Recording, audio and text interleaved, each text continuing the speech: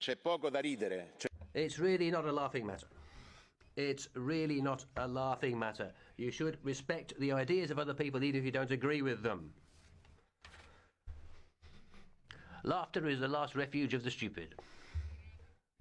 You should learn to respect other people if you want respect yourself, Mr. Farage. Learn to respect other people, because that's what democracy is all about. You seem to be someone who's nostalgic for dictatorships yourself if you don't respect other people. You've got no right not to respect other people, so please keep quiet.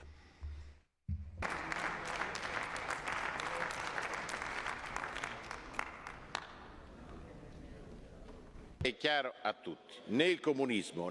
Look, it's clear to everyone, neither communism or fascism has got anything to do with parties that are in this House now, neither politically nor historically. This is absolutely clear to everybody. I don't think that Mr. Bullman wants to say that the liberal right are linked to Nazism, nor, I think, would Mr. Kamal equate Nazism with the history of the Socialist Party. I think National Socialism can't be linked to the history of socialism in Europe, nor can it be linked to the liberal right, because both of them fought hard together against the Nazi dictatorship and the communist dictatorship. Please, let's put an end to this debate now. That's clear. Mr. Farage. I think under Rule 164 of our revered procedures, I am allowed to respond to the comments you made as President of the Parliament, some of them personally insulting. Maybe you have a bit of a problem with your temper. I will ignore the personal comments you've made about me, but I will say this. We do seem this morning to be struggling just a little bit with our history. To claim, Mr. Tajani, that the European Union brought about the downfall of Nazism and Soviet communism isn't only laughable, it is very ungracious and deeply insulting to the United States of America, who made massive sacrifices so that Europe could be free twice in the 20th century, and to a slightly lesser extent, the United Kingdom, as 30,000 British dead in Italy will attest. So, you know, you can claim what you want for the European Union, but please do not rewrite history. Mr. Tusk, I want to thank you for confirming that it was Theresa May that asked for the one-year extension to a transition period. I also want to thank you for your recent offer, saying that if Britain wants a Canada Plus style trade deal, you are open to it. Indeed, it's what I've campaigned for 25 years. I've always thought this was a better approach between our country and the EU than the one we currently have. Now, every proposal, of course, seems to founder on this question of the Irish border, but given the slight state of panic that German industry is now getting itself into, and maybe that's not surprising because a WTO deal would lead to not just tariffs on German cars, but a weaker pound and probably a more competitive UK economy. So the time has come to look for answers. And the funny thing is, the answers are staring at us. Mr. Juncker, in the Irish Parliament not so long ago, made it very clear there were no circumstances under which the European Union would impose a border.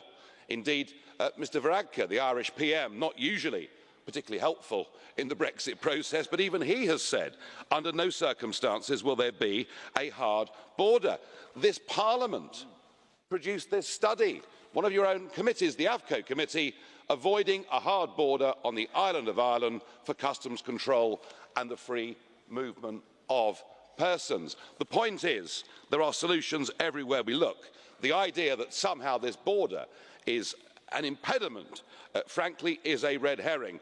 The problem, I'm afraid, is that there is a rogue element in these negotiations, a group of people who do not wish to see a solution, who put up an immovable brick wall to stop us from breaking free. And I regret to say, actually, it isn't your chief negotiator, Monsieur Barnier, it is actually the British Civil Service, Ollie Robbins' team.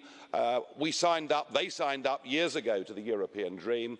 They've been happy to take their orders from Brussels. They are now out to sabotage Brexit. They are indeed the enemy within.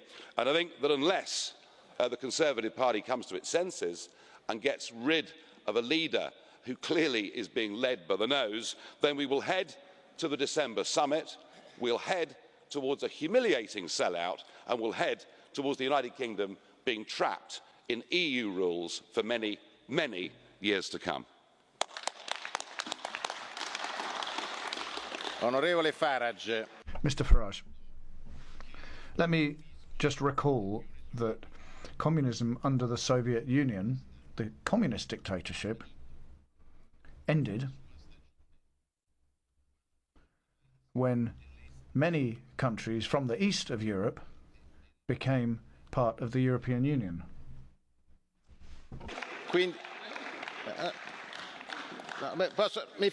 Let me finish, please. I think that you have a duty to respect everyone's positions. I respect all positions. I've never started laughing when you talk about the United Kingdom because I have full respect for the United Kingdom, but you need to respect the European Union. You can be against, you can leave, but you have to respect the ideas and values of other people. And let me recall to you, Mr. Farage, that until next spring, the United Kingdom is still a member of the European Union, because the United Kingdom asked to become a member of the European Union. No one forced the UK to become a member. So 70 years of peace have existed in Europe since the two horrible dictatorships, and that is due to the European Union. So perhaps you should be a bit more careful in your reading of history. Thank you very much.